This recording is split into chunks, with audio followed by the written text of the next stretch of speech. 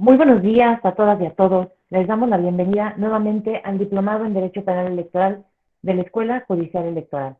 Agradecemos mucho su presencia y le damos la bienvenida al licenciado Daniel Díaz Cuevas, quien el día de hoy impartirá el tema Delitos Electorales en México, Ley General en materia de delitos electorales.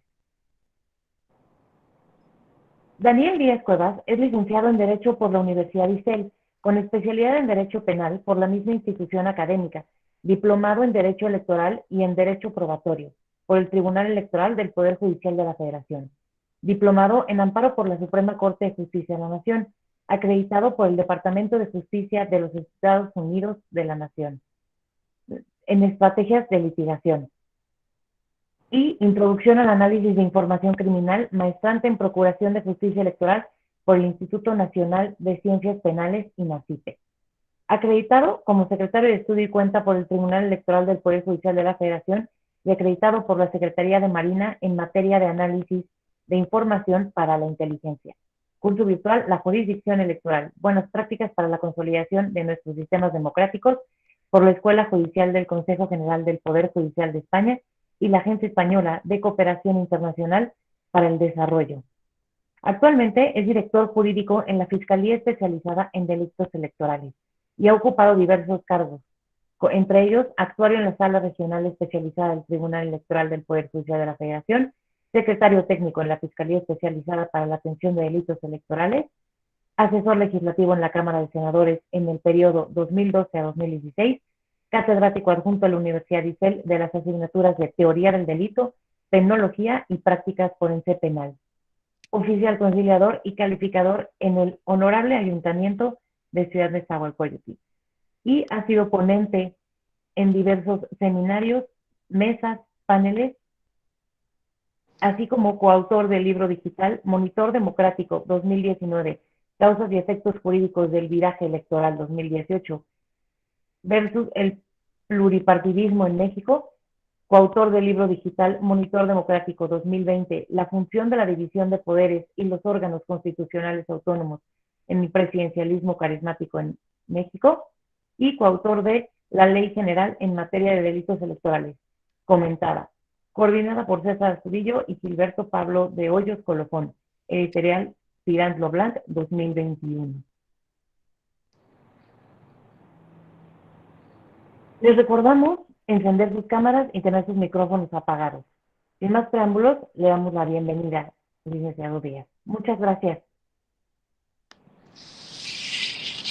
Gracias, muchas gracias a todas y a todos por estar aquí tan temprano. Eso siempre tiene una gran responsabilidad y un reconocimiento por parte mía. Nuevamente les ofrezco una disculpa porque por alguna extraña razón pues no me permiten compartir pantalla. La verdad es que no sé por qué, es la primera vez que sucede. Pero bueno, voy a adelantar un poquito, ir viendo, pues dándoles una breve explicación. Bueno, no breve porque son 2 días de ver qué son los delitos electorales a nivel federal. Es un tratamiento diferente por su connotación federal y de cómo surge y un poco de la historia de los delitos electorales. Esto es, desde mi perspectiva, muy importante. A mí me gusta porque tenemos que estar viendo cuál es el origen de los delitos electorales. Posteriormente vamos a hablar pues ya de qué son los delitos electorales, cuáles son las cosas pendientes que tenemos nosotros como fiscalía para poder generar una mejor ley. Creo que tiene que modificarse algunas cosas y lo vamos a ir viendo poco a poco. En ese sentido, pues la La historia de los delitos electorales, pues como todo, empieza en Roma. Ahí pues se empieza a configurar la vida política en Roma, y bueno,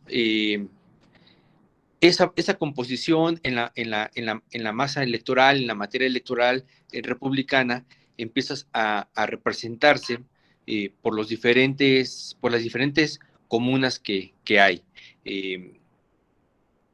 De ahí, bueno, es posible que empiezan a participar de una u otra manera, de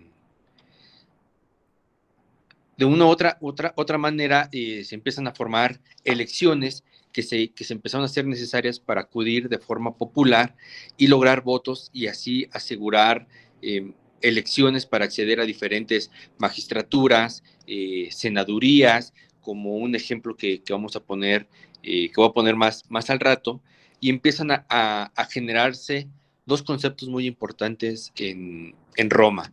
Uno es el imperium y otros son las potestas. Eso, aquí los magistrados no podían ser reelectos, que ese es un tema que la no reelección viene pues desde esos inicios de la vida política de Roma. Esa magistratura, pues era permitida solamente 10 años. Esa regla era pues comúnmente violada por algunas razones políticas, se sostenían a esos magistrados. Esa magistratura por la que se votaba pues era una institución pues, netamente republicana, que durante el tiempo que permanecía, su importancia iba disminuyendo de manera gradual. Así, durante el tiempo se empezó a reducir o se redujo a títulos honoríficos. En ese entendido, en esa historia romana, pues surge un personaje en la historia que todos hemos escuchado. Surge Cicerón en ese tiempo. Cicerón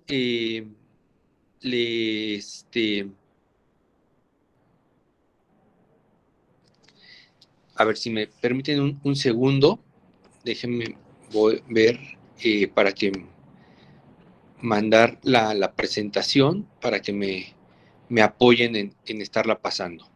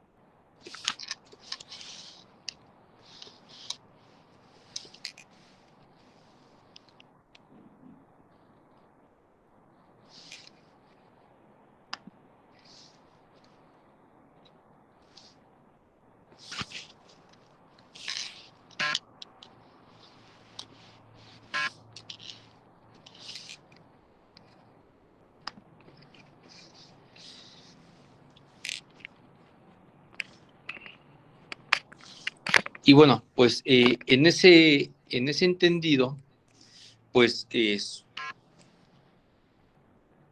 Cicerón empieza a entender qué es el poder, empieza a descifrar qué es el prestigio, y empieza a hacer que estos dos conceptos de poder y prestigio los empieza a hacer inherentes a los cargos públicos, en la competencia para ir logrando que eso fuera, que no se fuera a llevar a una comisión que él llamaba ya una comisión de la crimina, es decir, de ya como tal empezó a hablar de delitos, pero ya no como un delito como tal, sino como una crimina. La crimina o la maleficia en el derecho romano implica un comportamiento ilícito de los que eran considerados romanos. Esto empieza a... este comportamiento ilícito lo consideraba Cicerón como esos intereses que empezaban a poner o que empezaban a lesionar el poder público. Entonces empieza a surgir, conforme al paso del tiempo con Cicerón, empieza esta composición ya del delictum. El delictum pues ya empieza a, como lo dije, a lesionar el interés privado, por lo que ahí ya se empezó a utilizar por primera vez el término delitos electorales. En realidad, bueno, pues nos empezamos a referir con la crimina, que fueron penalizados de varias formas durante la República e inicio del Principado. Bueno, esta es la presentación. La que sigue, yo creo que la que sigue. Voy a regresar un poquito porque, bueno, me había adelantado de qué es la Fiscalía en materia de delitos electorales. Bueno, es la Fiscalía como tal en materia de delitos electorales, pues nace cuando en esta transición política se deja a un lado la Procuraduría General de la República y nace la Fiscalía General de la República. Y esta fiscalía, a cargo del doctor Hertz Manero, por decreto expide la ley de la Fiscalía General, y ahí es cuando nace ya como tal entre comillas, la nueva Fiscalía Electoral en materia de delitos electorales. La que sigue, por favor. La historia de la Fiscalía, bueno, pues esto data del año 1994, 23 de marzo, cuando el Consejo General del INE le pide al Procurador General de la República que cree una fiscalía especializada para atender los delitos electorales.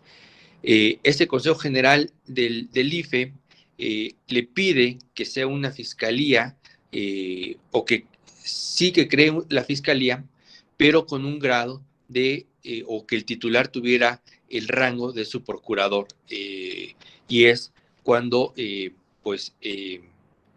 nombran a un subprocurador para encabezar la Fiscalía Especializada. En ese entonces la FEPADE era su acrónimo, la Fiscalía Especializada para la Atención en Materia de Delitos Electorales, y así es como empieza o surge la Fiscalía. 1994, con ese exhorto que le hizo el llamado Consejo General Ciudadano al entonces Procurador General de la República. La que sigue.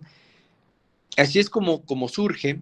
Después, como les comentaba, bueno, pues viene la expedición de este acuerdo en el año 19, en el cual pues se crea la Fiscalía 2018 se crea la Fiscalía General de la República, y en el año del 19 se instala, no se crea, se instala la nueva Fiscalía Especializada en Delitos Electorales, que no es otra cosa más que se deja a un lado ya la FEPADE, y todo el personal y todo lo material pasa a ser ya parte de este acuerdo de la 002 del 2019, donde se instala de manera formal la Fiscalía. Se crea en el 2021 la ley, que es la que nos rige actualmente, la ley de la Fiscalía General de la República, y empieza pues nuevamente a crear nuevas fiscalías o a renombrar las subprocuradurías que faltaban, convertirlas en fiscalías, pues las vuelven a fiscalías. Por decir, CEIDO, que era la subprocuraduría de delincuencia organizada, pues ya no es CEIDO, ahora ya dejó de ser subprocuraduría, ahora crea se crea ya como fiscalía especializada en delincuencia organizada. Nosotros nos seguimos ahorita organizando de manera interna, aún con la ley orgánica o el reglamento de la Procuraduría. Estamos en espera de que surja el nuevo estatuto que le dará vida y ya paso formal tanto a los trabajos de la Fiscalía General como de todas las áreas que empiezan a tener injerencia ya como tal en la Fiscalía. La que sigue. Y bueno, pues esto es importante porque nosotros tenemos que tener muy en claro quiénes son las autoridades electorales federales y cuáles son sus funciones. Y de ahí, bueno, pues el INE es organizar y administrar la elección. Ese es lo primordial por lo que nace el INE. Pero un dato muy importante que desde mi perspectiva también es una función del INE muy importante y de mucha trascendencia, porque con este tema de la fiscalización en los procesos electorales, pues se empieza a combatir la corrupción o la incorporación de dinero ilícito a las campañas, a las precampañas, y esta función o este paso que tiene el INE, pues es muy importante y lo vamos a ir viendo cómo es o por qué digo que esto es importante. Cabe señalar que el principal denunciante que tiene la Fiscalía, pues es el INE. El INE yo creo que nos abastece de un 80% de las denuncias y posteriormente vamos a ir viendo por qué. El Tribunal Electoral, bueno, pues ellos, el Tribunal desde Sala Superior, con sus 6 salas regionales, pues se dedican a la impartición de la justicia electoral. Y aquí voy a hacer un paréntesis porque aquí tenemos que hacer la primera distinción entre estas autoridades electorales. El INE y el Tribunal sancionan lo que es un tema administrativo electoral, faltas administrativas electorales, y el tribunal, bueno, pues también puede modificar o confirmar algún acuerdo del INE, pero también de tribunales locales, de los organismos públicos electorales en los estados, pero no así con nosotros, no así con la Fiscalía, y aquí es donde se abre una Y, porque nosotros estamos considerados en el sistema punitivo electoral. Y eso es otra rama diferente, totalmente diferente, porque nosotros, en efecto, ¿cuál es nuestra función? Pues la prevención, la persecución y la investigación de los delitos electorales, o incluso lo podemos dejar como delitos. Le decimos delitos electorales por la especialización de la materia.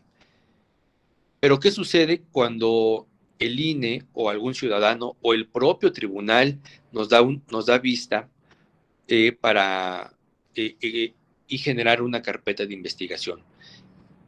Nosotros investigamos y si reunimos todos los elementos del tipo penal, pues el Ministerio Público no va a acudir con los magistrados de Sala Superior a judicializar la carpeta. No, nosotros tenemos que ir con a un juzgado de distrito en materia penal del sistema de justicia acusatorio para solicitarle la vinculación a proceso o la judicialización de la carpeta. Es decir, ¿quién nos norma nuestra actividad? El Código Nacional de Procedimientos Penales.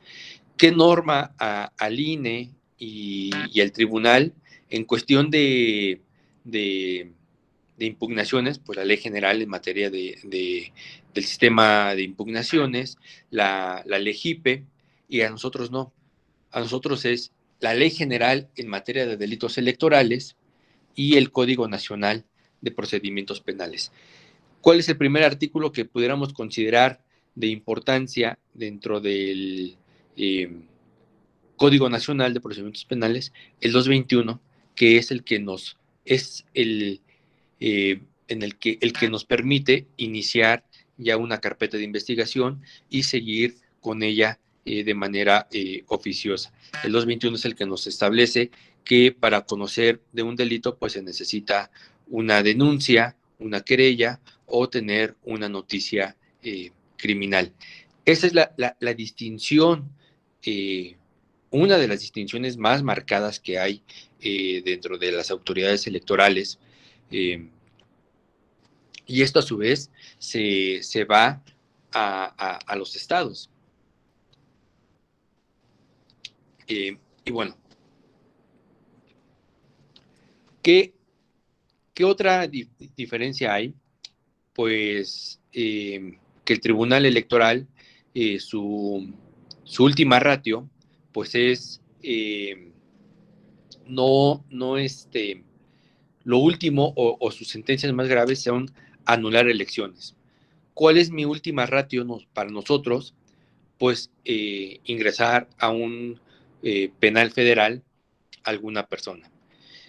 Por eso es que el sistema de justicia penal acusatorio pues tiene soluciones alternas, sus mecanismos de soluciones alternas o algunos otros acuerdos reparatorios en el que podemos llegar para no utilizar las tres fases del sistema penal acusatorio, que la última sería el juicio oral, y ahí ya tendríamos que tener una sentencia. Si vamos por un mecanismo alterno de solución de controversias, pues digamos que un ejemplo muy actual pues fue lo que pasó con la alcaldesa de Cuauhtémoc. Ella acepta su responsabilidad y se llega a un acuerdo con la parte afectada, con el Ministerio Público, el juez autoriza, el juez avala y bueno, pues ya se llega a alguna sanción muy más ligera de lo que pueda normar la ley. Aquí que hemos tenido, sí hemos tenido acuerdos reparatorios, hemos tenido aquí gente que el juez en el acuerdo, pues la traemos a la fiscalía para que tenga cursos de concientización, de saber que no puede cometer delitos electorales, que lo que se hizo, tuvimos un caso de un matrimonio que en Tláhuac empezó a repartir despensas, las denunciaron, encontramos, y bueno, pues a él se le hizo trabajo comunitario y a ella se le hicieron cursos, que tomara cursos aquí en la fiscalía para concientizar a ella para que pues no siguieran cometiendo delitos electorales. Esas son las diferencias entre lo que pueda haber en estas autoridades electorales. Una de ellas, porque más adelante vamos a ir viendo de manera muy sucinta algunos sistemas de medios de impugnación que se generan entre el INE y el tribunal y qué medios de defensa tienen hacia con nosotros. ¿Por qué hacia con nosotros? Porque el Ministerio Público pues ejerce actos de molestia y sobre eso la gente se siente violentada y tenemos que reparar en esas cuestiones. La que sigue, bueno, pues como les comentaba, el 20 de mayo nuevamente se publica la ley de la Fiscalía Electoral, se abroga la ley orgánica de la Fiscalía y únicamente nos quedamos con el reglamento de la Procuraduría General, como ya lo había mencionado. Es la que sigue vigente hasta en tanto no se publica en el diario oficial el nuevo estatuto que nos va a normar todo. ¿Dónde venimos contemplados en esta ley de la Fiscalía? En el artículo 11 viene la existencia de la Fiscalía y en el 13 pues viene cuáles son sus atribuciones de la propia Fiscalía especializada en materia de delitos electorales. Por su acrónimo, la oficinas centrales o la Fiscalía General le puso FICEL. La verdad es que yo no le encuentro como que mucha congruencia el acrónimo al nombre de la Fiscalía, pero en fin, la que sigue. Y bueno, pues las atribuciones pues son crear mecanismos de coordinación y colaboración con instancias públicas, es decir, podemos estar estableciendo, como se hizo en un inicio, convenios de colaboración, convenios de información. Tenemos que estar presentando un informe público anual. Esto es, aquí cabe hacer una mención. Nosotros veníamos haciendo públicos mensualmente estos informes a raíz de esta de esta ley, pues ya lo tenemos que hacer de manera anual, preparar el informe anual para que a su vez el fiscal general vaya al Pleno del Senado y ahí informe de los resultados de la gestión de todas las fiscalías que hay que hay en la Fiscalía General de la República.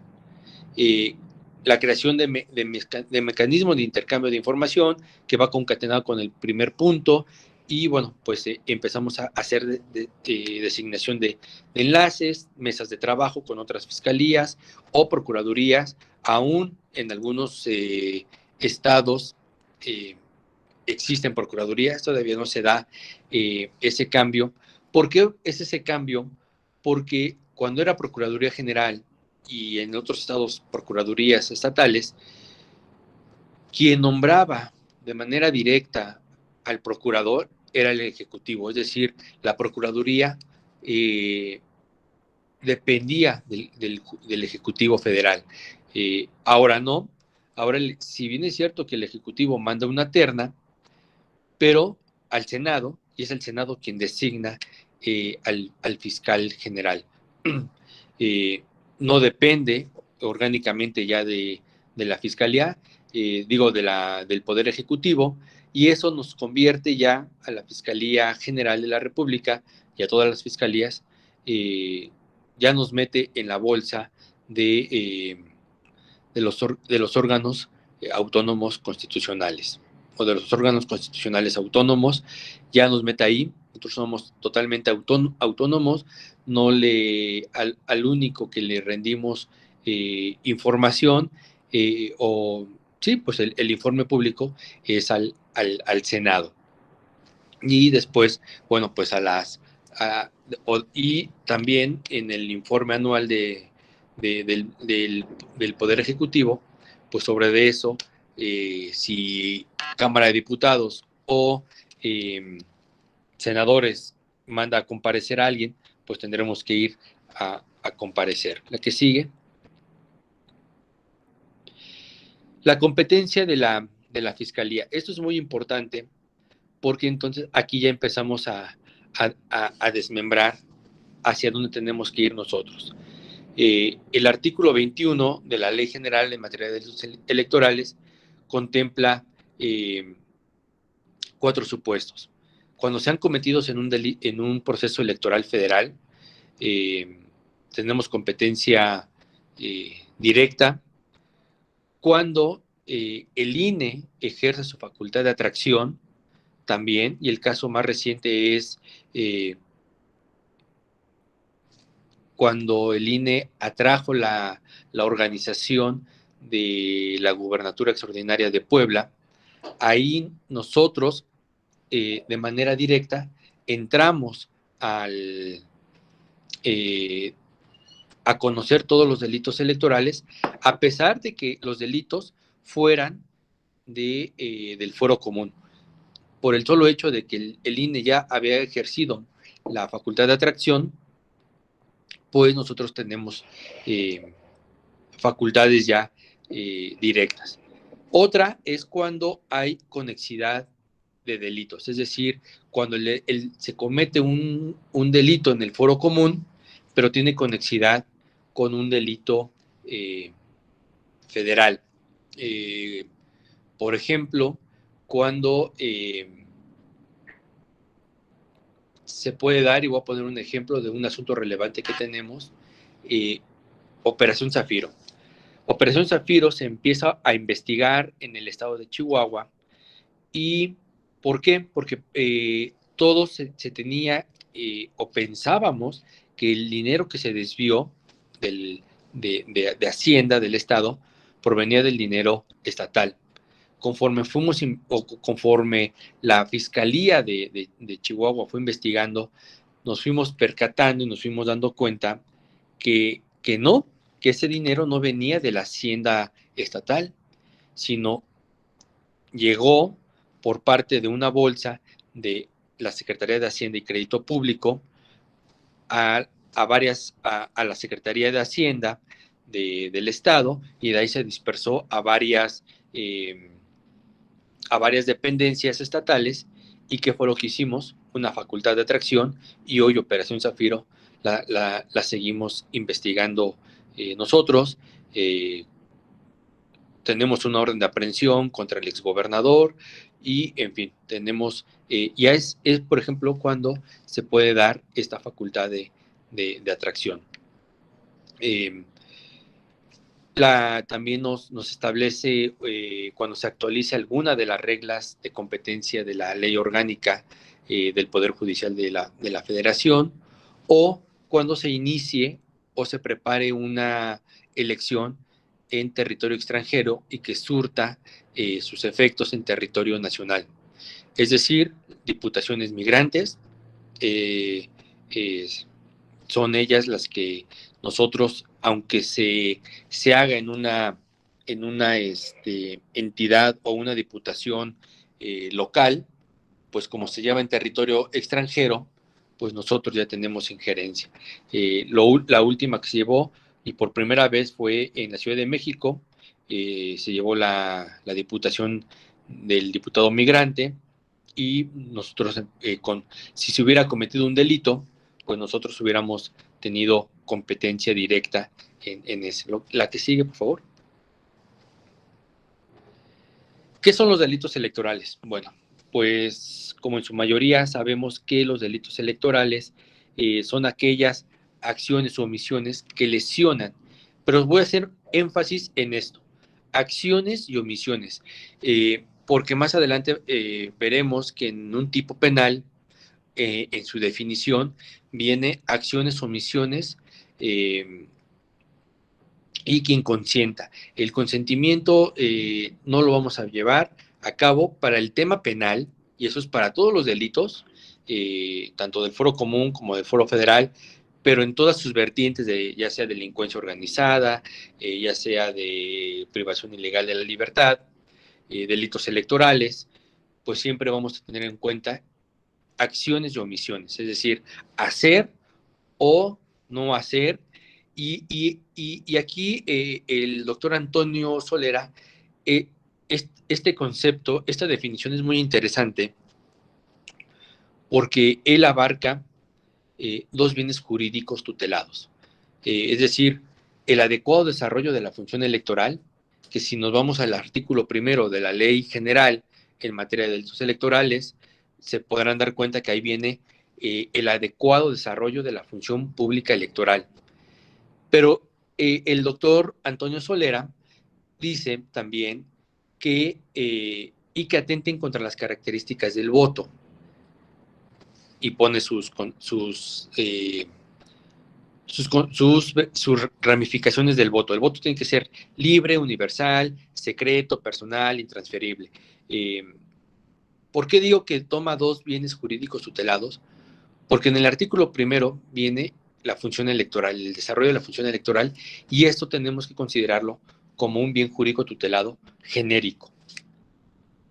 Y después de ahí, en los tipos penales, se derivan varios bienes jurídicos tutelados: el voto pasivo, el voto activo, la compra de votos, el condicionamiento de programas sociales.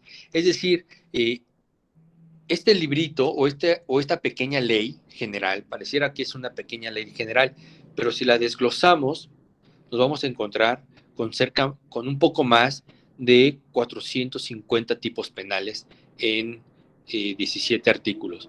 Es muy amplia porque aquí toda coma es un tipo penal y lo vamos a ir también desarrollando y lo vamos a ir viendo más adelante. La que sigue. Entonces, bueno, vuelvo a lo mismo aquí con esto de la historia de los delitos romanos, de los delitos electorales en Roma, pues empieza como les decía, y aquí voy a empezar a retomar lo que empezaba a considerar Cicerón. ¿Por qué lo digo?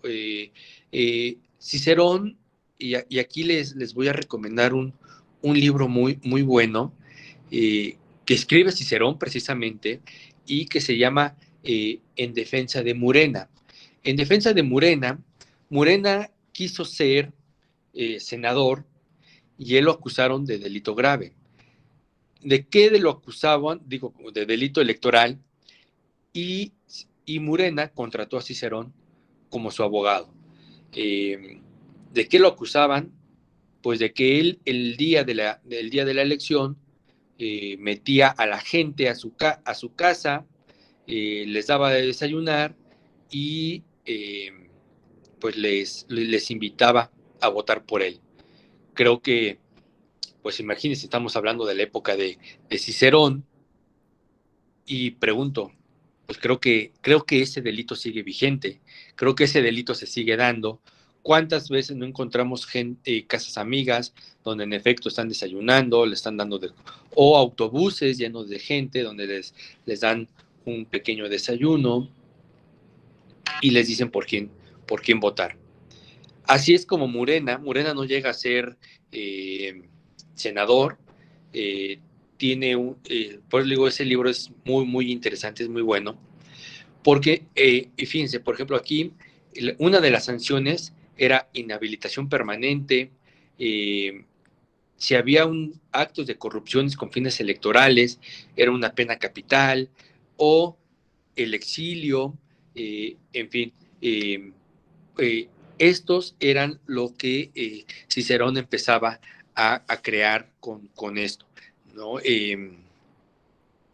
Por ejemplo, también en algunas obras de Tito Livio, por allá del año 432 a.C., empezó a tener, a generar varias leyes interesantes, en el cual empezó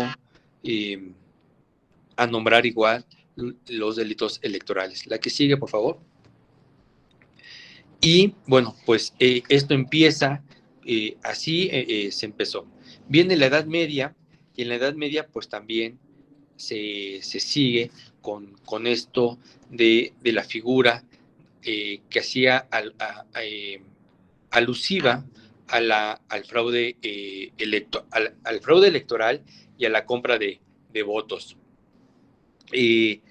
Pues eso significaba, en un lenguaje común, pues que se empezaba a generar este tema de compra del voto. El fraude electoral en la Edad Media. Es decir, si nos empezamos a hacer una retrospectiva,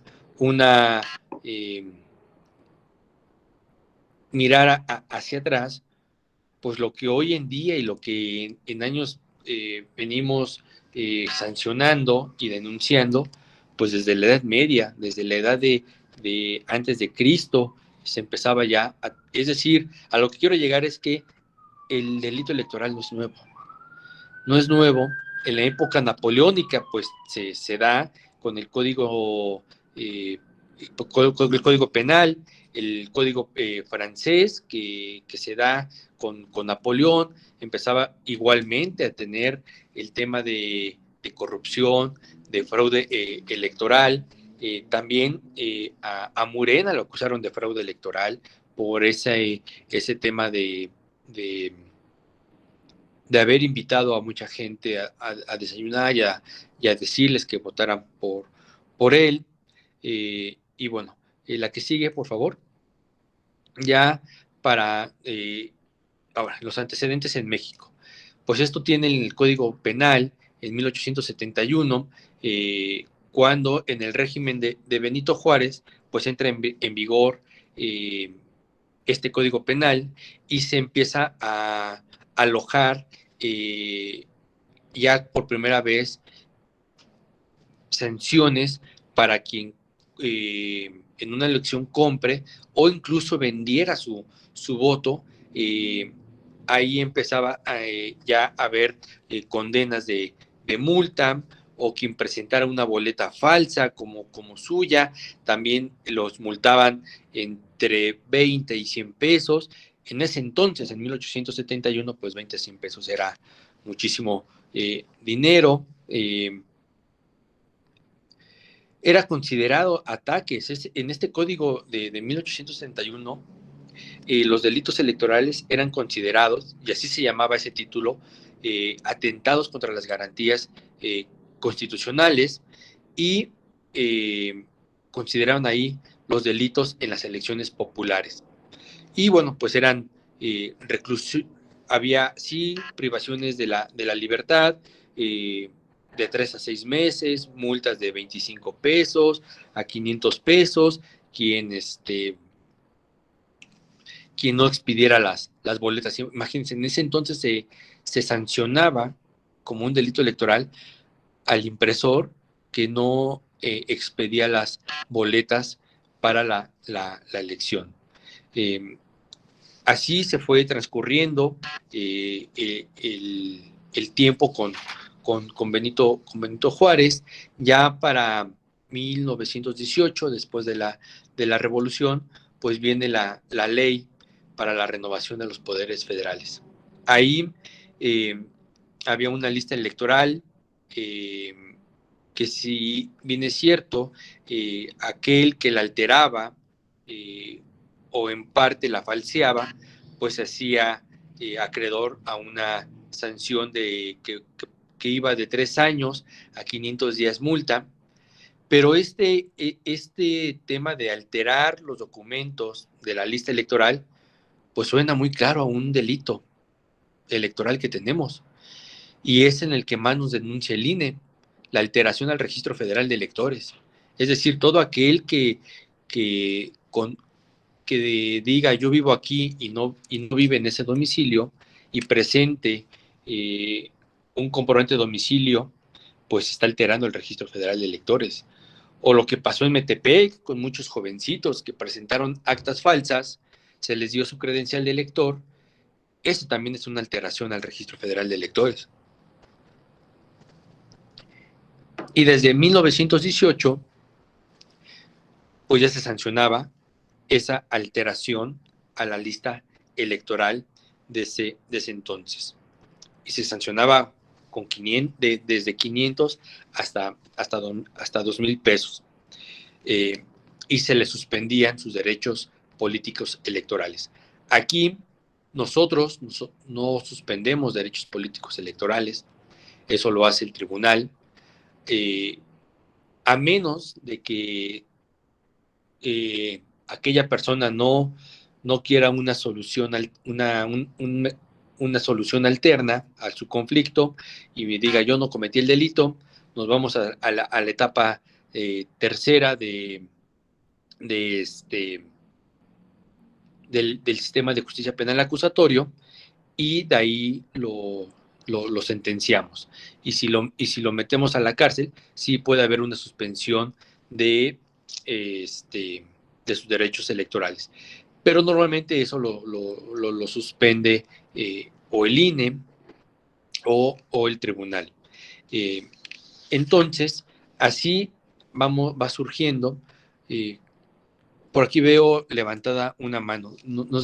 Francisco, si gustas participar, adelante. Sí, doctor, buenos días. Mi nombre es Liceo Francisco Ibarra, Ministerio Público de la Fiscalía de Tamaulipas de Delitos Electorales.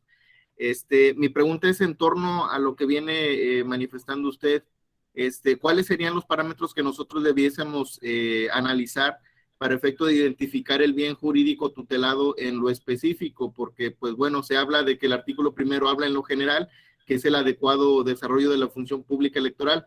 Sin embargo, del análisis de cada uno de los tipos penales podemos advertir que el objeto material en el cual recae la conducta a veces es en algunas personas o a veces es en algún material físico, ¿verdad? Como lo es la credencial o algunas otras, el propio paquete electoral o demás. ¿Qué debemos nosotros analizar propiamente para poder identificar el bien jurídico tutelado en lo específico? Gracias, Francisco, por tu pregunta. Sí, terminamos estos antecedentes de cómo surgen o desde dónde nacen los delitos electorales y contesto tu pregunta, porque en efecto hay un artículo que este bien jurídico tutelado genérico pasa a ser un bien jurídico tutelado específico. Pero eso, si me das chance, lo vamos viendo en algunos minutos más. Bueno, viene el Código Penal Federal de 1929 a 1990, es el Código Penal. Ahí ese Código Penal de 1990 como tal, el Código de Almaraz, no contemplaba o no contempló, ahí al legislador no quiso contemplar delitos electorales y hubo ahí ese impasse en ese Código Almaraz. Después, en 1931, viene el Código Penal y tampoco contempla delitos electorales. Es hasta 1946 que se publica la Ley Federal de Elecciones y ya empieza a generar multas y prisión por algunos actos que son considerados, si no como tal un delito electoral, pero bueno, su propia naturaleza así lo va considerando. Por ejemplo, quien haga proselitismo el día de la elección, a toda persona que sea o no sea elector y se presente en una casilla portando armas, al que ejerza alguna acción de nulidad del voto parcial o total de mala fe. Si se dan cuenta, por ejemplo, el tema de aquella persona que se presente con armas, pues también es ahí la ley general contempla esto, o el que impida que no se siga votando el día de la jornada electoral.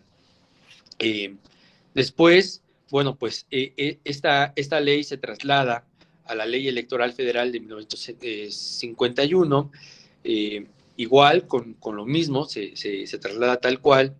La Ley Federal Electoral de 1973, igual, ahí todo lo que se generó en la ley de 1946 se traslada a estas dos leyes, a la ley electoral del 51 y después a la del 73, y después aquí viene nace la Ley Federal de Organizaciones Políticas. La primera reforma electoral de importancia que tiene México fue en 1977. Esa fue la primera gran reforma estructural del sistema electoral en México, y nace esta ley.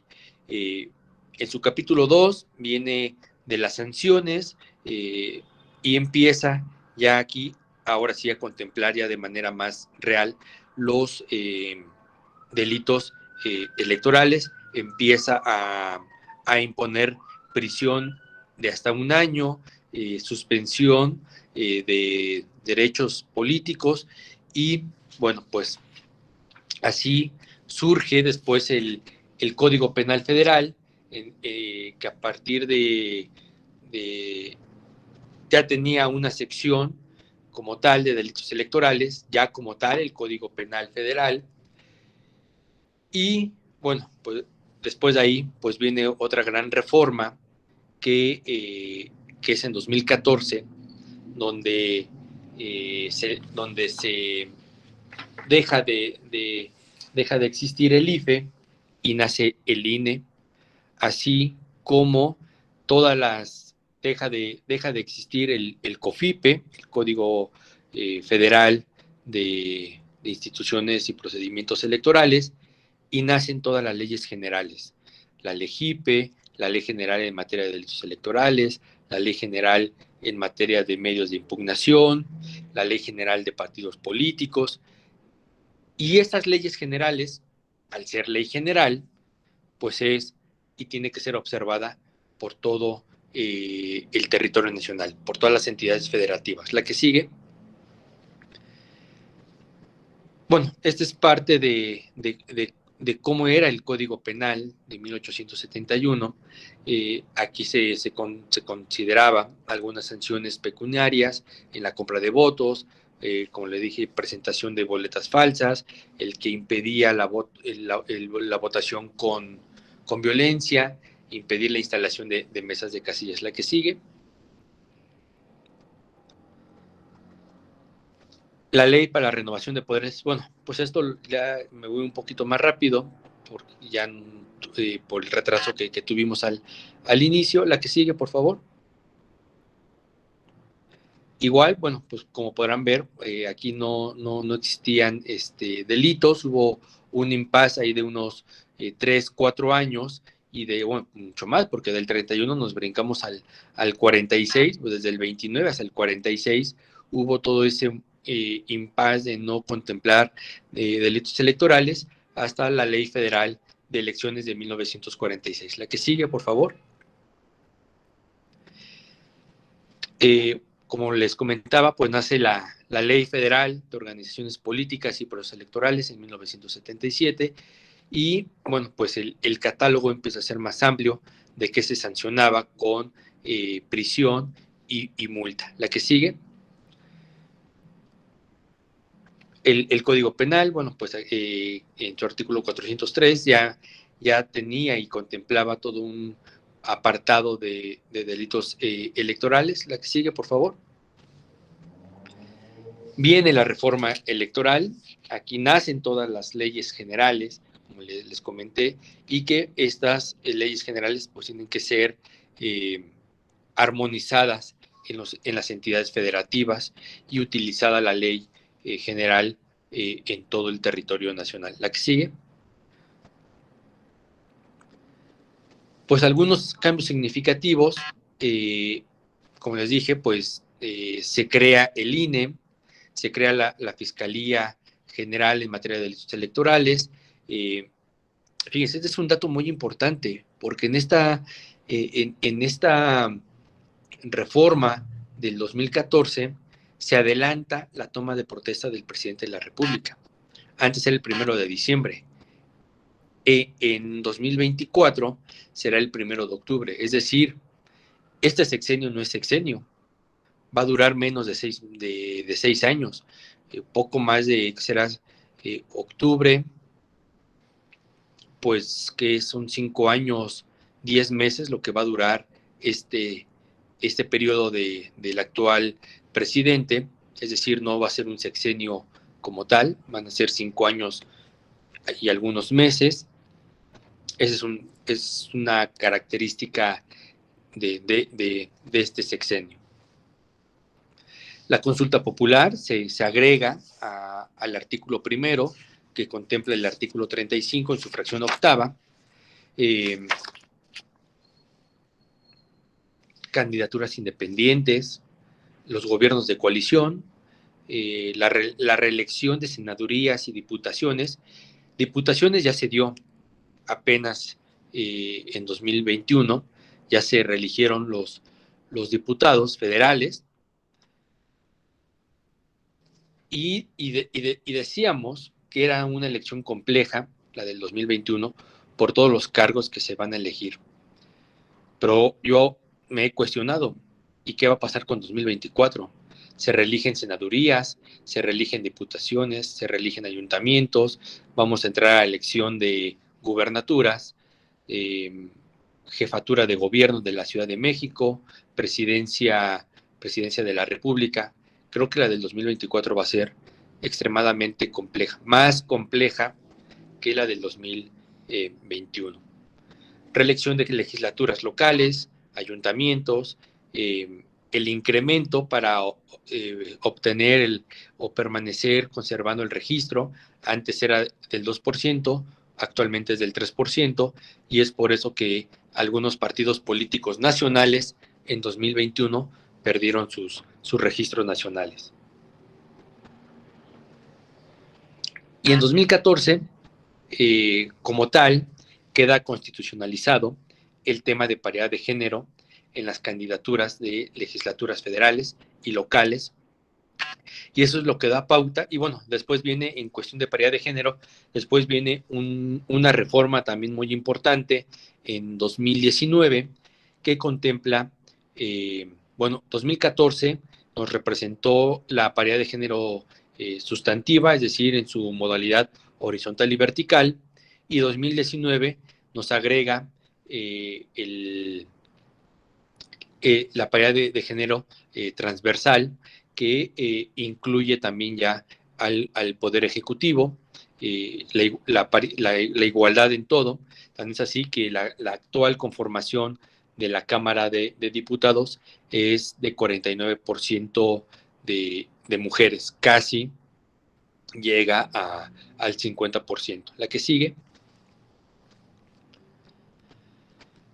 El marco normativo de nosotros, pues parte del artículo 102 constitucional, nuestra ley general en materia de delitos electorales, el artículo 11, fracción quinta, artículo 13 de la ley de la Fiscalía General de la República, nuestro acuerdo que mencioné, y el reglamento de la ley orgánica de la Procuraduría General de la República, hasta en tanto no entre en vigor el estatuto de la Fiscalía General.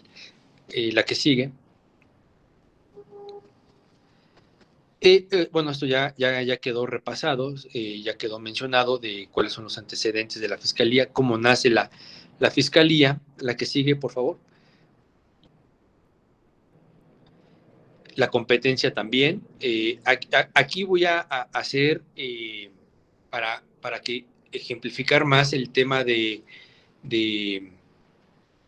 cuando se prepara una elección en territorio extranjero y que surta sus efectos en el territorio nacional. Hay un caso que se generó en el proceso electoral 2014-2015 en Chiapas. En Chiapas, ese Consejo General, que fue todo fue muy complicado ese Consejo General chiapaneco, porque la consejera encargada de organizar y de ver que todo estuviera bien para la elección del diputado migrante, pues no se da así. Gana por el candidato del Partido Verde Ecologista, pero cuando el INE hace la denuncia, nos encontramos con que había votos de Egipto, había votos de una parte de Chiapas, había votos de Europa, y había votos de Andorra, de ese paraíso fiscal. Eso no puede ser. ¿Por qué? Porque el voto en el extranjero únicamente tendría que haber sido de Estados Unidos. Se inició en ese entonces la averiguación previa, nos concedieron la orden de aprehensión y ingresamos al penal federal de la Mate a esta consejera. Y como a 4 consejeros más, no por el mismo tema, pero sí por violencia política contra la mujer, por violencia política de género. Pero ese es el claro ejemplo de cuando nosotros tenemos injerencia, y eso que es una diputación local, y nosotros investigamos a raíz de la denuncia que interpuso el INE, ya en ese entonces ya era INE, ¿Qué sigue, por favor? Las características de los delitos electorales, pues son delitos electorales, son dolosos. Ustedes me dirán, ¿por qué dolosos? Si la penalidad corporal no es más de 5 años, pues son dolosos porque el legislador los considera o los consideró en ese momento como delitos de alto impacto.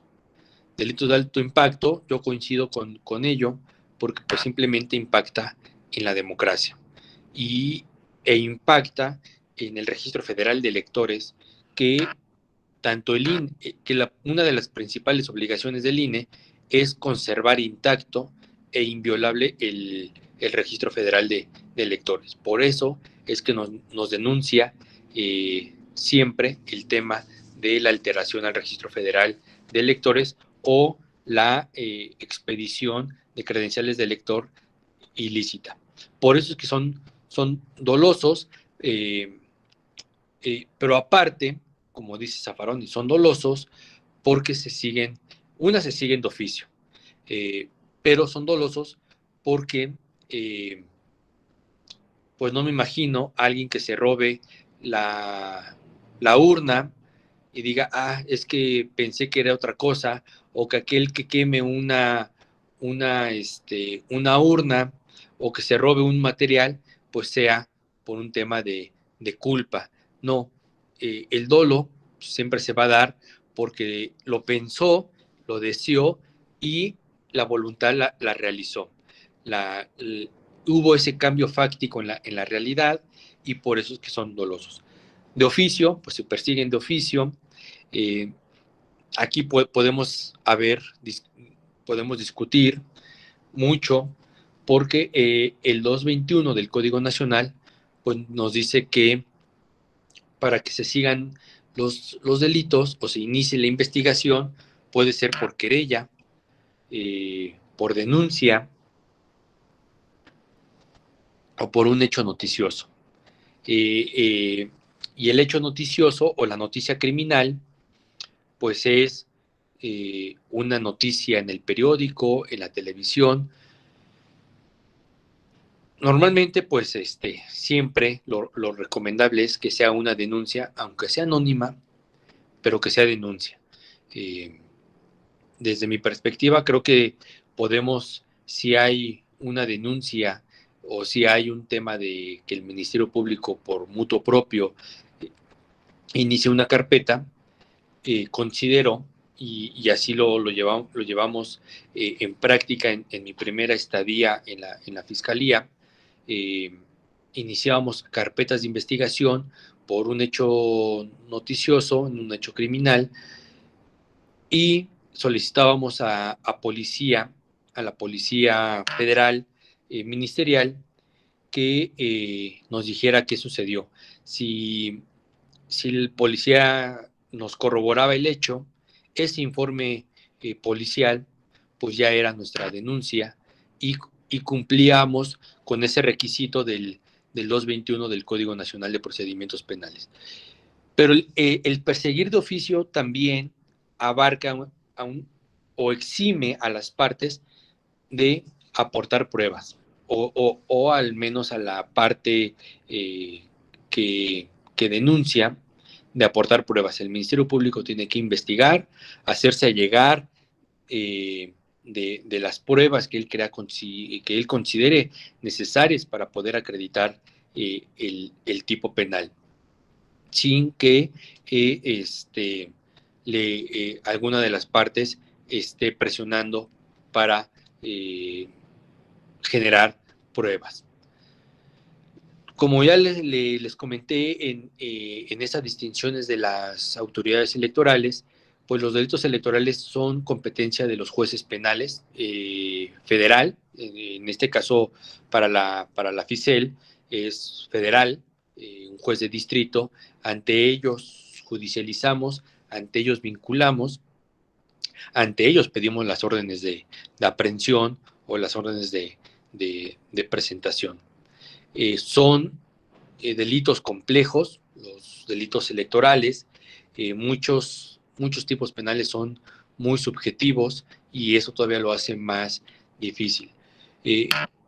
Hay circunstancias que, al igual que en el Tribunal Electoral y en el INE, se necesitan para acreditar la responsabilidad, sí, como las circunstancias de modo, tiempo y lugar. También el tribunal pide que se acrediten estas circunstancias, sobre todo en las pruebas, cuando son pruebas técnicas, nos pide que si ponemos una foto, les digamos el contexto, ¿no? Y el contexto son estas circunstancias específicas de modo, tiempo y lugar. La que sigue, por favor.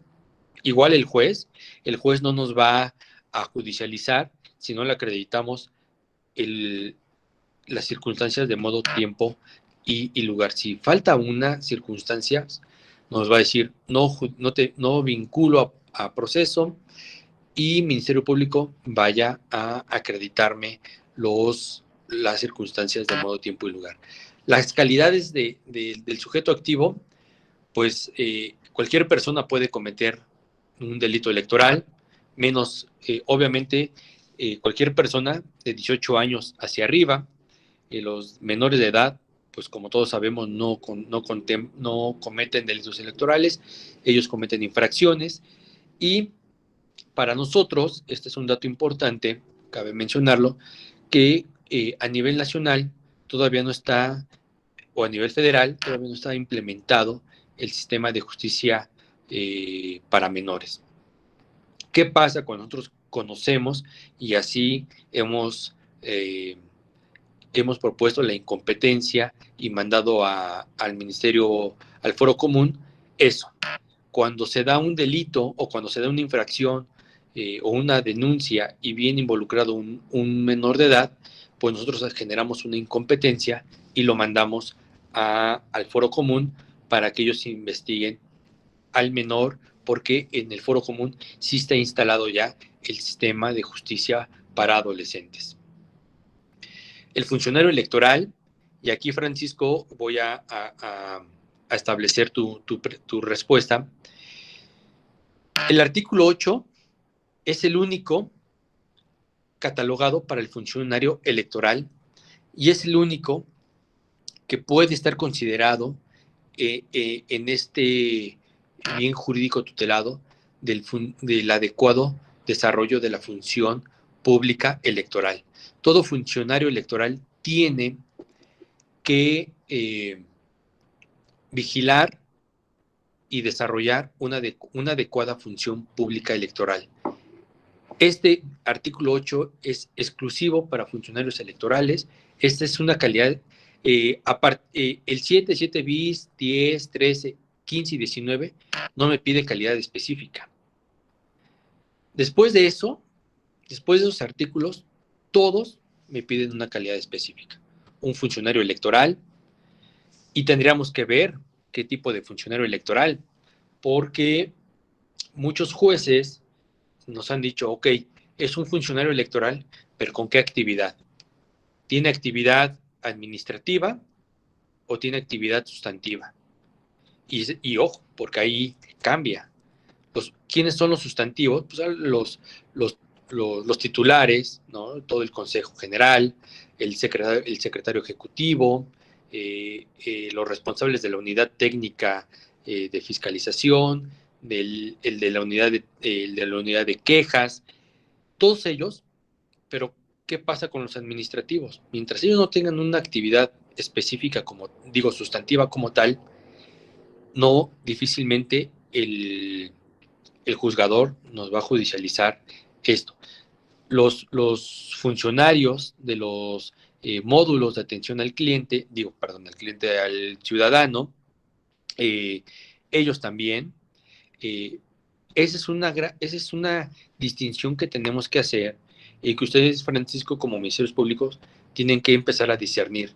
El funcionario electoral que denuncia, ¿qué función tiene? ¿Cuál es su función dentro del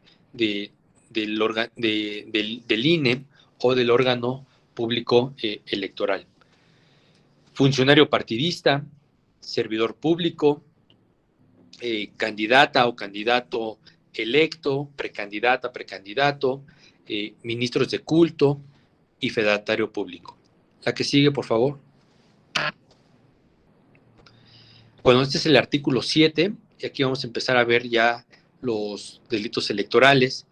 Estos son los delitos que más denuncian la retención de credenciales del elector para votar sin causa justificada durante la jornada electoral.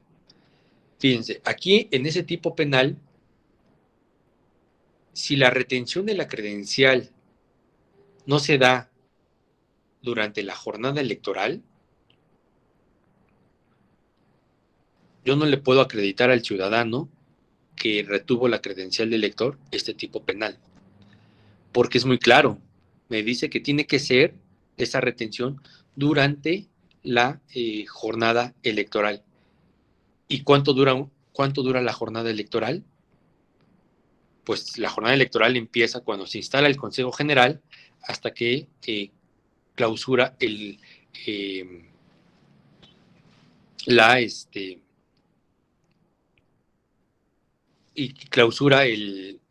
Consejo General. O hacer proselitismo al interior de la casilla. Si el proselitismo lo haces fuera de la casilla, tampoco se da.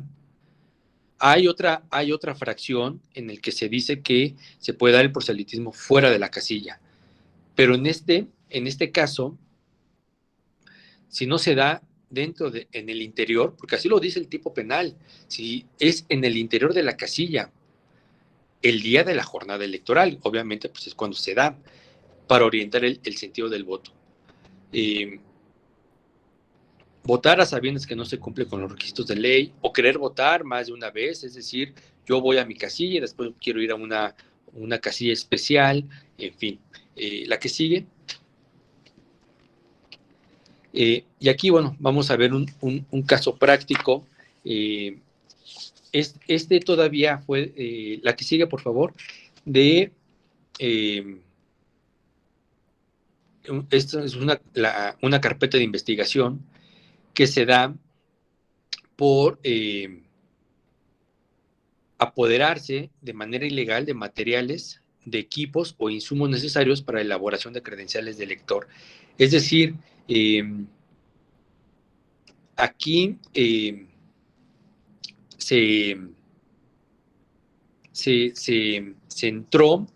encontró en Chiapas, eso fue en Chiapas. Le digo que los hechos ocurrieron en Chiapas. Es que Chiapas siempre da muchos ejemplos.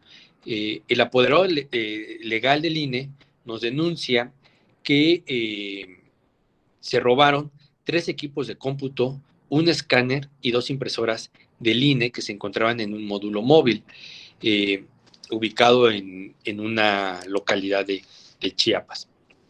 Se genera este acuerdo que tienen aquí.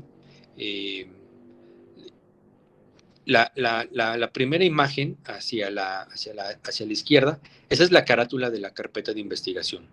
Lo otro, pues es el otro documento, es el acuerdo con el cual se da inicio a la carpeta de investigación y se ordena ya iniciar la investigación al Ministerio Público.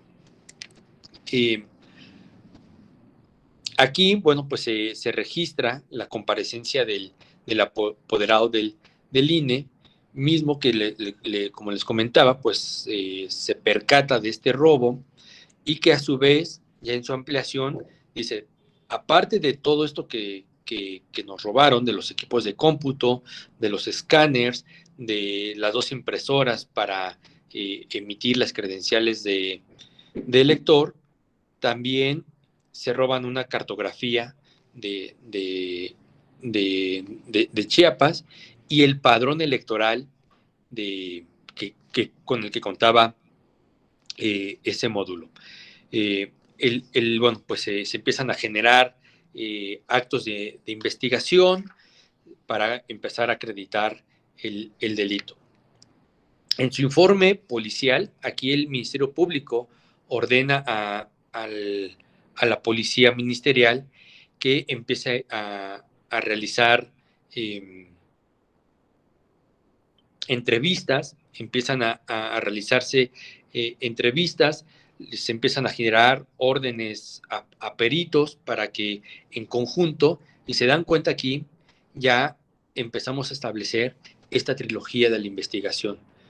El Ministerio Público, que es el encargado de la investigación, de orientar y de orientar la investigación, pues empieza a utilizar esta trilogía que marca el Código Nacional, Policía Ministerial y peritos. Se empieza a hacer fotografías forenses, se encuentra, el Ministerio Público o Policía Ministerial ingresa al inmueble, era un terreno baldío, entran, se catea ese domicilio, entran y en efecto se empieza a ver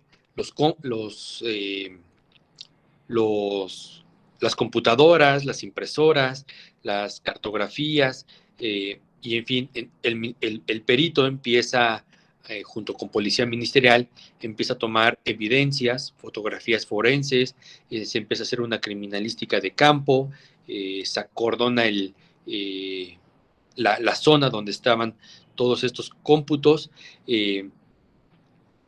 y bueno, pues hay dictámenes en los cuales pues no se desprendió una información contundente que pudiera dar con los responsables.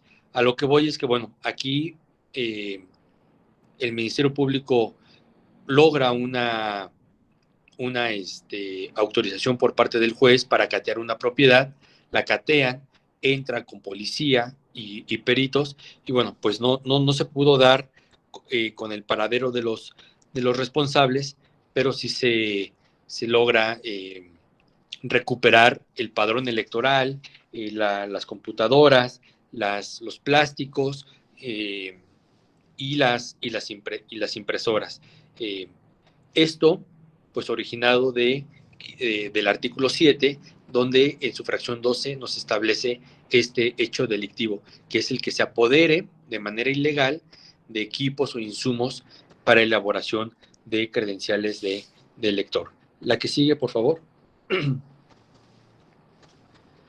Bueno, este es el informe de la investigación que se da, el informe criminal de policía, y bueno, lo quise traer lo más claro, es una versión pública, obviamente pues no puedo poner datos sensibles, pero bueno, básicamente es como nuestro sistema de JusticiaNet, que es un sistema electrónico donde se sube todas las actuaciones del Ministerio Público, y de la Policía Ministerial y de peritos, y es así como, este es el de servicios, el informe de servicios periciales, qué es lo que encuentras, sus fotografías. Y bueno, pues esto, aquí podremos ver, repito, lo que es la triada de la investigación: Ministerio Público, Policía Federal Ministerial y peritos. La que sigue, por favor.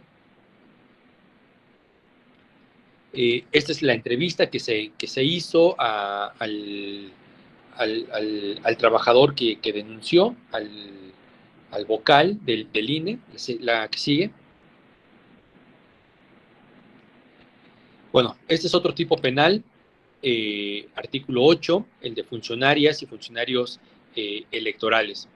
Obstruir el desarrollo normal de la votación, alterar los resultados electorales, y se abstenga de cumplir sus obligaciones sin causa justificada. Esto es parte de... ¿por qué lo comento?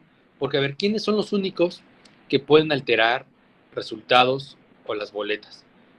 Pues aquellos que tienen esa función sustantiva de recibir los paquetes electorales, de meterlos a la bodega y dejarlos ahí.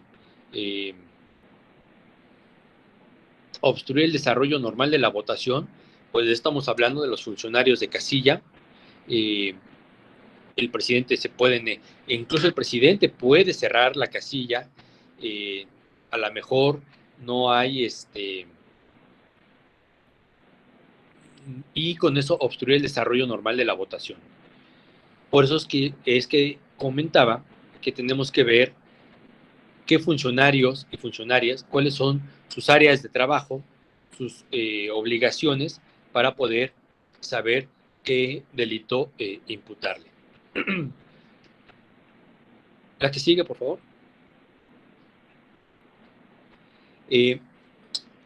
La que sigue. Aquí, en este caso de la alteración, que es el caso 2, el caso práctico 2, aquí es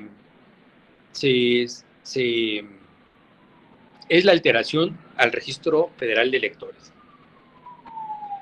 Siempre nos va a denunciar el INE, normalmente nos denuncia el INE esta alteración al Registro Federal de Electores.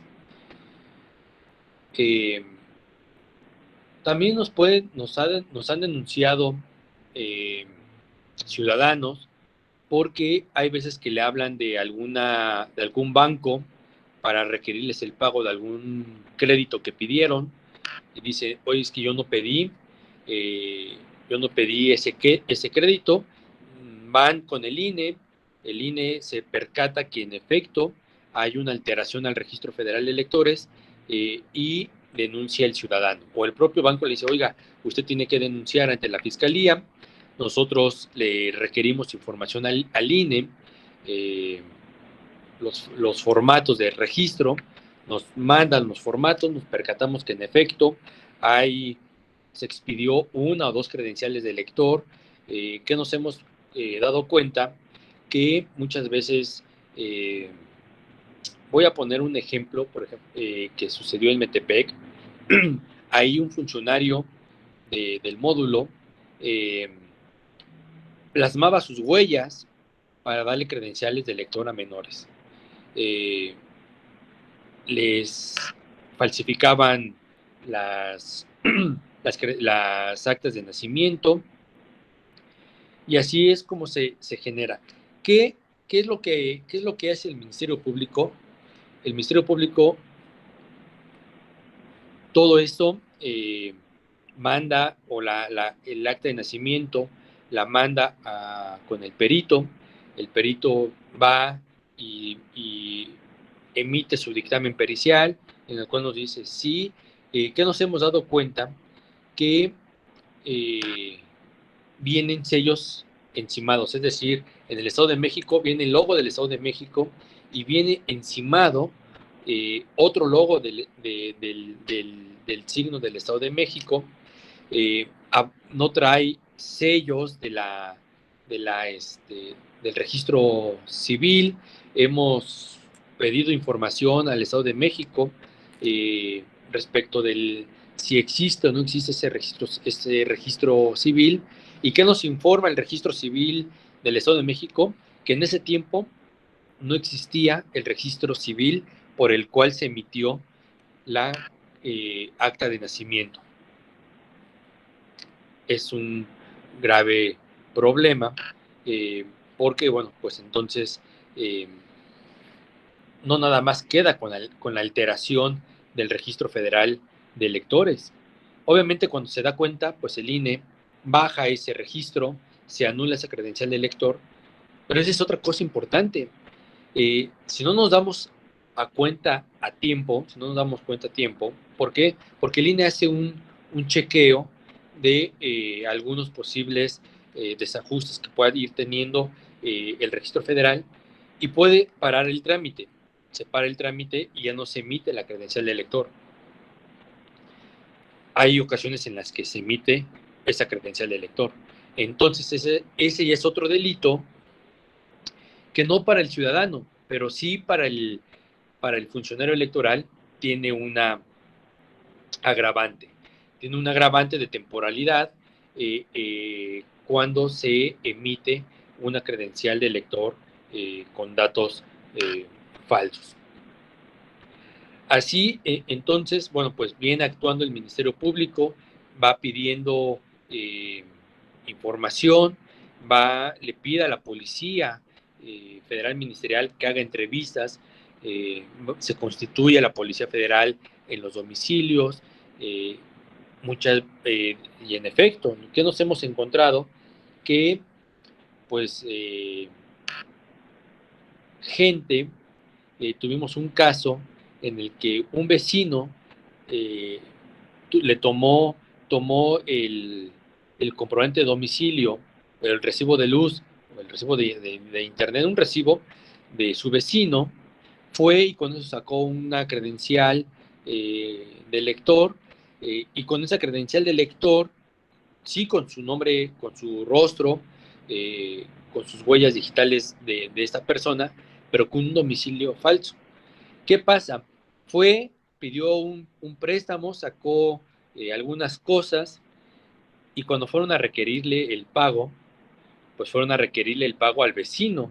Decirles que yo no vive aquí, sí es mi vecino, pero vive 2 casas o 2 departamentos al lado. ¿Qué nos hemos encontrado también?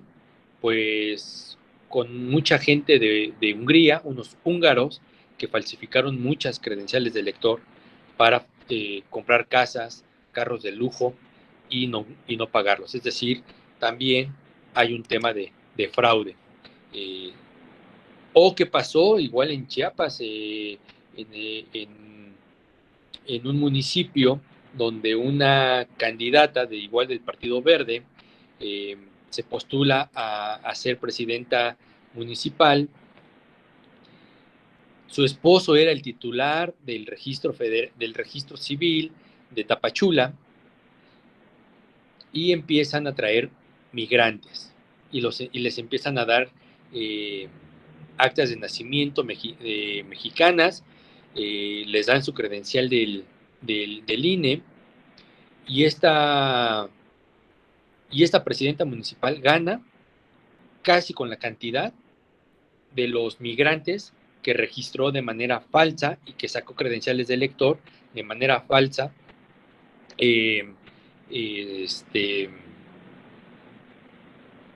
Pues gana la presidencia.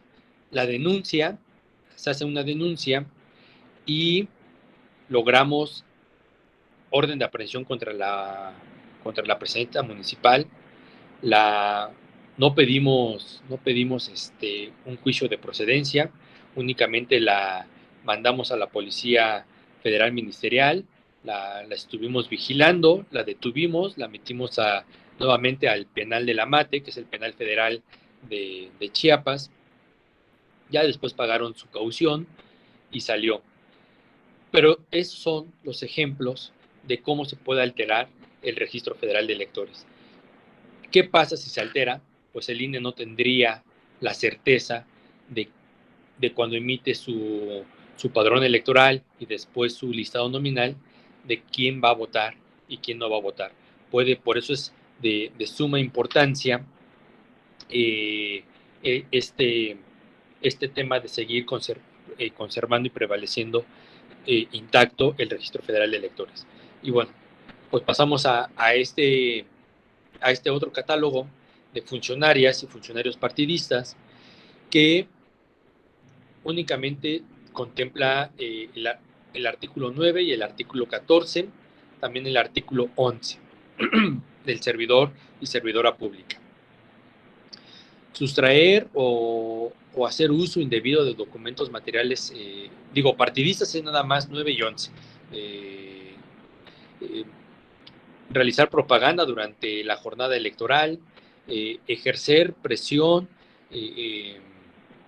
a los electores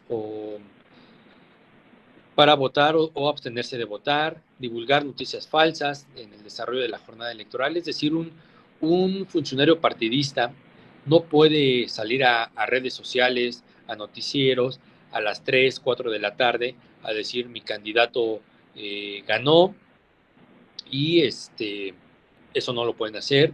De funcionarios partidistas no hemos tenido, digamos, como un caso relevante.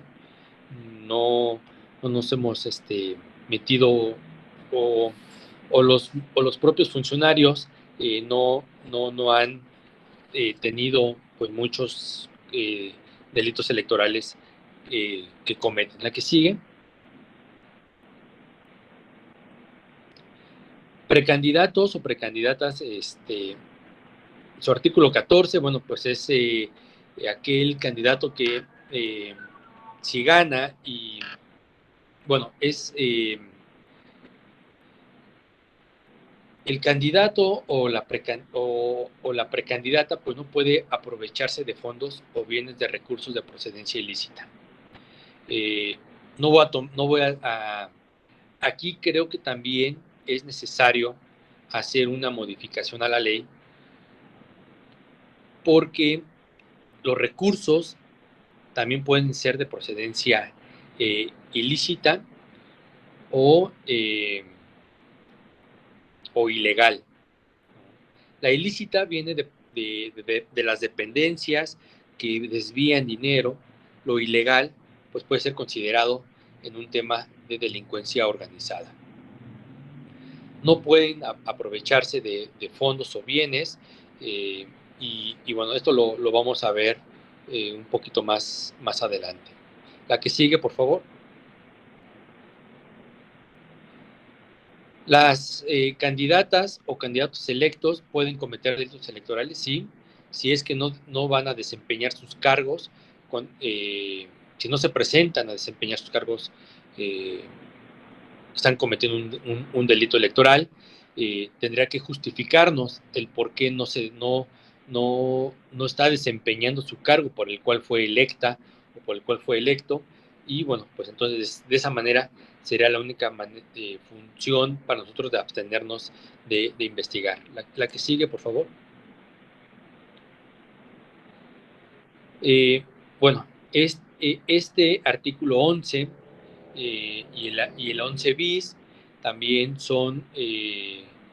nos piden una calidad específica, servidoras y servidores públicos, y bueno, pues aquí igual los servidores públicos no pueden destinar bienes públicos para apoyar a un candidato, candidata, partido político, partido de coalición. No pueden coaccionar o amenazar a los subordinados, no pueden condicionar la prestación de un servicio público, programas sociales. No pueden condicionar un programa social los servidores o las servidoras públicas, porque esto ya abarca lo de la reforma constitucional al artículo 19, en el cual ya el condicionamiento a programas sociales con fines electorales pues se convierte en una prisión preventiva oficiosa. La que sigue, por favor. Este es el caso práctico. Aquí, híjole, pues es que aquí hay muchos. La que sigue, por favor. Aquí, bueno, una antes. Aquí hay muchos casos. Hay lo que, por ejemplo, lo que pasó con la Secretaría de Turismo, en el cual, bueno, hay la denuncia fue que habían unos servidores públicos de la Secretaría del Turismo que no se presentaban a laborar. Estaban, y que aparte, y cuando iban, únicamente iban los días de quincena a la oficina y se ponían a trabajar cosas de un partido político. Esa es una. Pues aquí, si me permiten un segundo, voy a cargar mi computadora, si no se me va a apagar.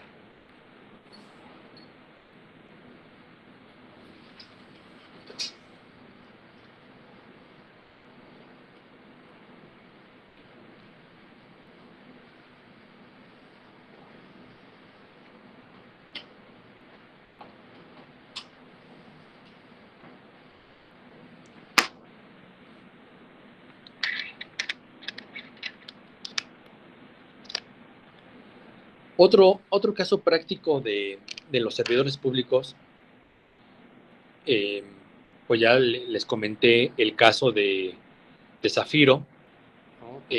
Servidores públicos desviando dinero a otras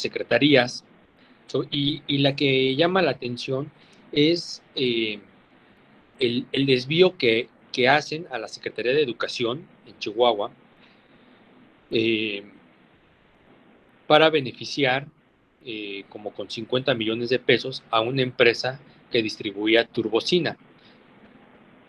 Pues no hay lógica por qué la Secretaría de Educación habría contratado a una empresa de turbocina.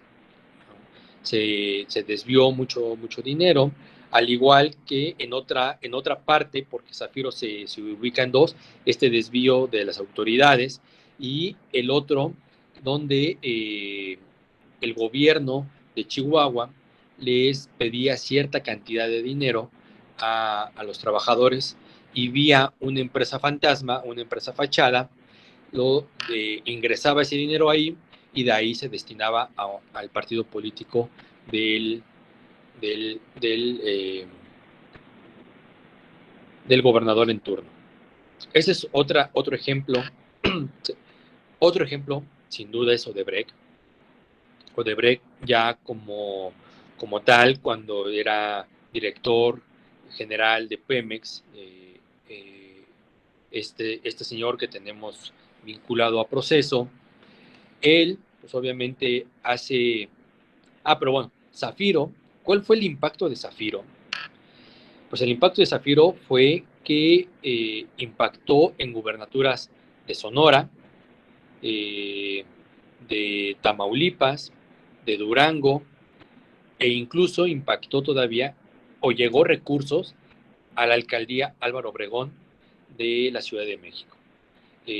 No en esto, sino en 2015, 2018, fueron la distribución que se hizo de dinero de Odebrecht. De Zafiro. Odebrecht, bueno, pues sabemos que fue el desvío de muchos millones de dólares a la campaña presidencial del 2012 y otro tanto en 2014, y es como si una campaña de un partido político se caracteriza por el derroche de dinero, pues fue la de 2012, y se entiende que en gran parte fue por parte de Odebrecht. Odebrecht destinó mucho dinero a cuentas personales, tanto al titular de ese entonces de Pemex, como a la hermana y a la mamá de ellos. ¿En qué va? Pues seguimos investigando esto. Estamos por solicitarle al juez de control que nos permita una entrevista con Emilio, y bueno, pues vamos en eso. Estamos en eso. Digo, muchos casos de servidor público, otro pues OHL también, igual en el gobierno de, cuando era gobernador Peña Nieto, igual se desvió mucho dinero por esa empresa OHL. ¿Cuál es el problema ahorita que tenemos con OHL? Es que la empresa ya no existe como tal, como OHL, ya cambió su razón social, y eso ha venido a dificultar un poco la investigación, es decir, que pues los empresarios o los abogados pues no son, ¿qué es a lo que nos enfrentamos? A ese litigio estratégico muy completo, muy profesional, que pues siempre nos pone piedritas en el camino. Pero bueno, pues son los casos que ahora sí la que sigue, que tengo en el tema de los servidores públicos o servidoras públicas para este tema, ¿no? De qué delitos o cómo desvían o cuál es el tema. ¿Qué otro tema de servidores públicos? Bueno, para ser, y no digan, es que nada más fueron puros ejemplos del tricolor, ¿no? También tenemos del actual gobierno, tenemos el tema de la secretaria de Educación, cuando fue presidenta municipal, la misma operación que hicieron en Chihuahua, prácticamente la hizo ella, la estamos investigando. Tenemos lo de los hermanos del presidente, en fin, tenemos estas investigaciones. Seguimos haciendo investigaciones, así como seguimos haciendo investigaciones de Odebrecht, que la denuncia viene del 2016. Entonces, sí, no son temas fáciles que investigar, son temas por toda la trama que se hizo, por dónde quedó el dinero, porque sí, por ejemplo, en el tema de Odebrecht, sí tuvimos y tenemos muy bien rastreado el dinero hasta cuando llega a las cuentas personales de estas personas, pero ya no podemos rastrear cuando se vuelve en efectivo. Cuando se vuelve en efectivo el dinero, ya no podemos rastrearlo. Cosa diferente a lo que pasó en Zafiro, que en Zafiro se desviaron muchos millones de pesos en cajas de cartón, se sacaron en cajas de cartón, pero que en parte sí encontramos como 23 millones de pesos cuando se cateó una propiedad del exgobernador, sí, del exgobernador en la Ciudad de México. Se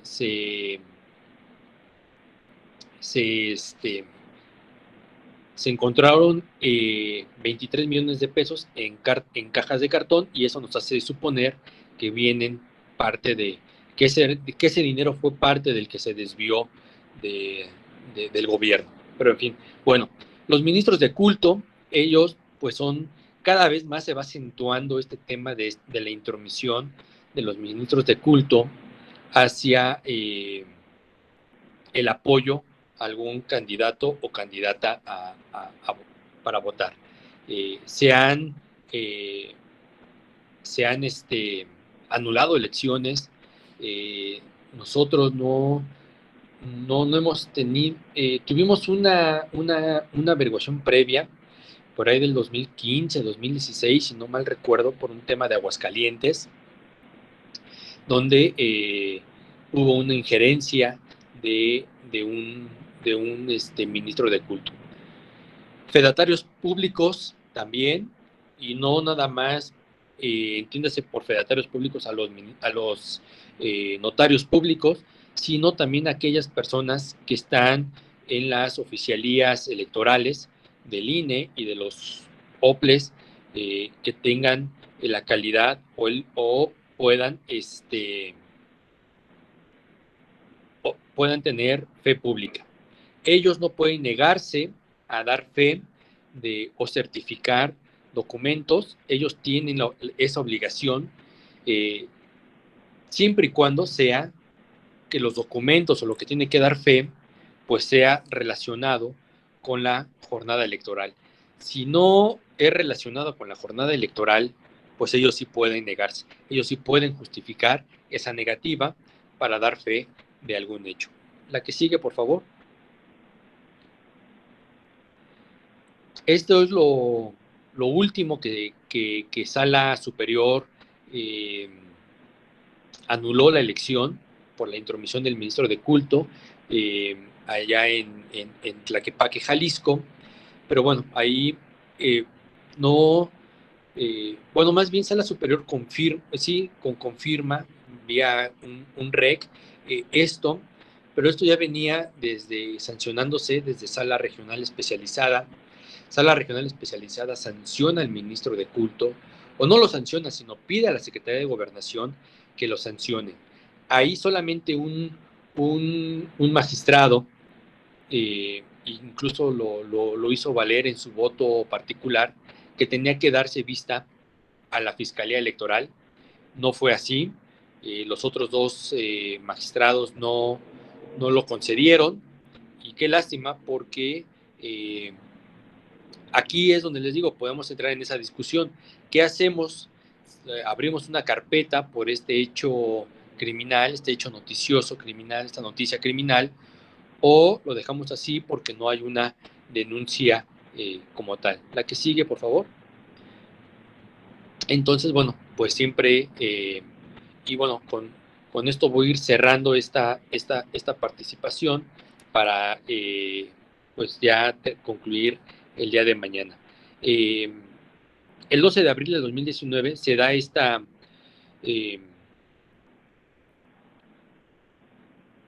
reforma al artículo 19 constitucional, que es la prisión preventiva oficiosa, ¿Por qué? Porque se sube a este condicionamiento de programas sociales con fines electorales. Si el condicionamiento no se hace con fines electorales, no aplica este artículo, no aplica esta prisión preventiva. El condicionamiento a programas sociales se puede dar por muchas cosas. Pero si no son con fines electorales, pues no se puede dar. La que sigue, por favor. Otra, bueno, pues esto viene con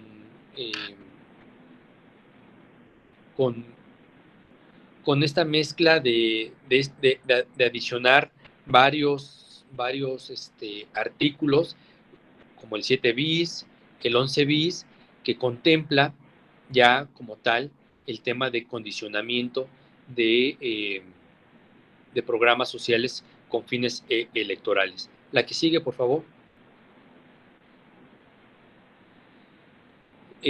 Bueno, pues se genera, una vez que se publica, se reforma el artículo 167 del Código Nacional de Procedimientos Penales en su vertiente de autorizar la prisión preventiva oficiosa, y también la Ley General en materia de delitos electorales en estos artículos que les mencioné, el 7 bis y el 11 bis y el 20. El 20 también se adiciona. La que sigue, por favor. Así es como queda el día de hoy el 167 del Código Nacional. ¿Cuáles son las causas de procedencia, delitos electorales? Bueno, y aquí está todo el catálogo por el cual el juez debe autorizar la prisión preventiva oficiosa.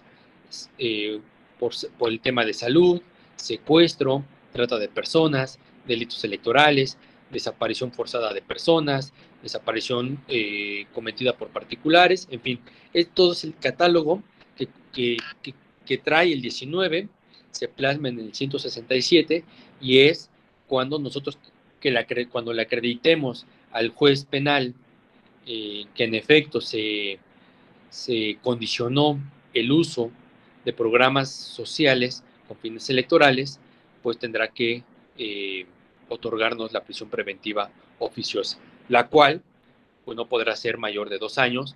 Con la última resolución de la Corte, con el último criterio de la Corte, pues no puede pasar de más de 2 años. Entonces, hasta aquí yo creo que dejo mi participación. Si hubiera alguna pregunta, creo que tenemos 4 o 5 minutos para resolver algunas dudas que haya.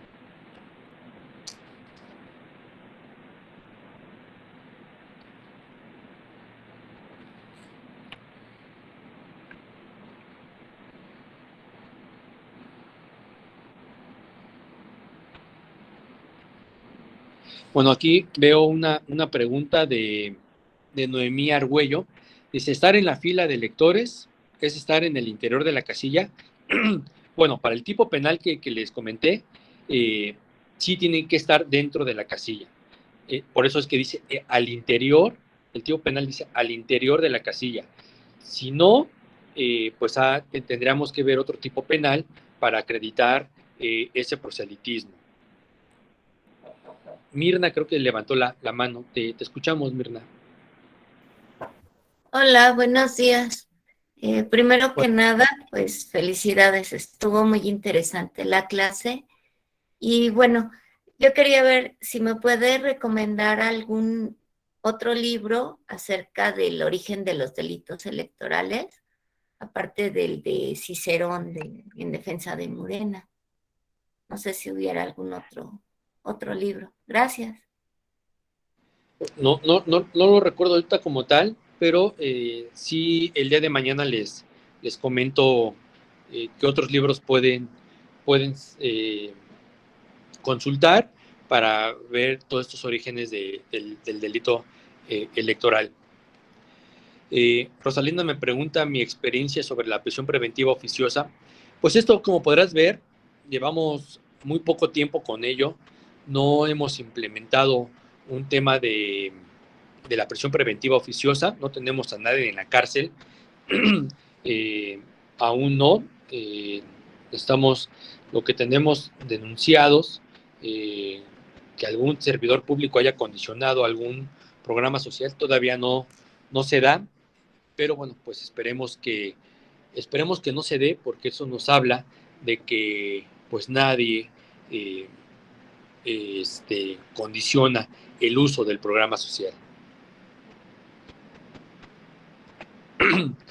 Y bueno, el tema de la revocación de mandato es un tema que lo tendríamos que ver el día de mañana, que traigo una sección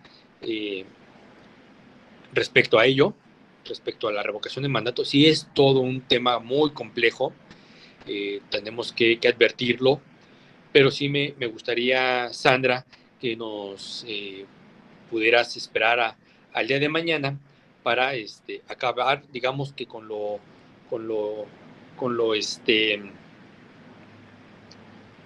clásico, y ya con lo general, y ya en lo específico, pues ya lo retomamos el día de mañana.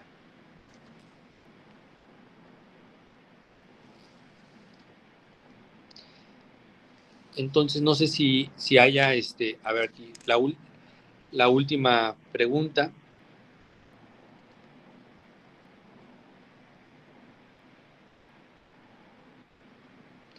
Sí, no, aquí la querella no existe.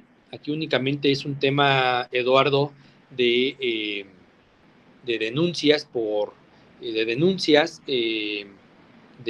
manera oficiosa. Bueno, una denuncia, no una querella. Una querella es a petición de la parte denunciada.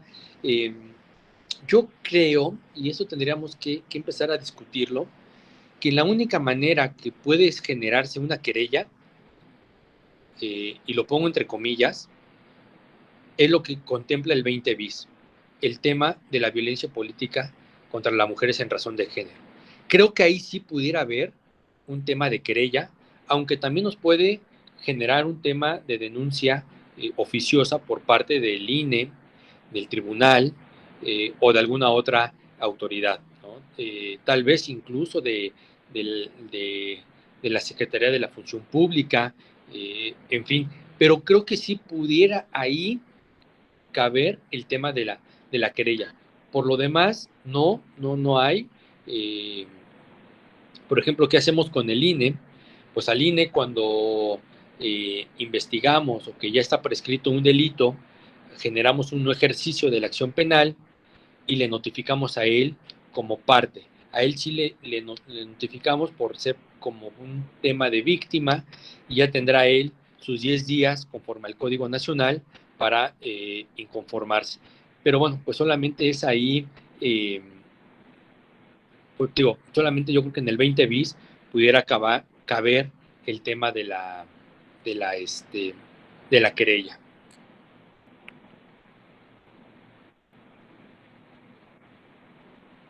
No, bueno, pues la presión a los subordinados, Francisco, pues únicamente se da en las campañas o en las precampañas. Es como lo contempla el tipo penal. Si no estamos en ese tiempo, pues no se puede dar este tipo penal que marca el artículo 11 respecto a todos los servidores públicos. Entonces, pues yo les agradezco la atención, una disculpa por las fallas técnicas, y bueno, pues nos estaríamos viendo el día de mañana. Muchas gracias a todas y a todos.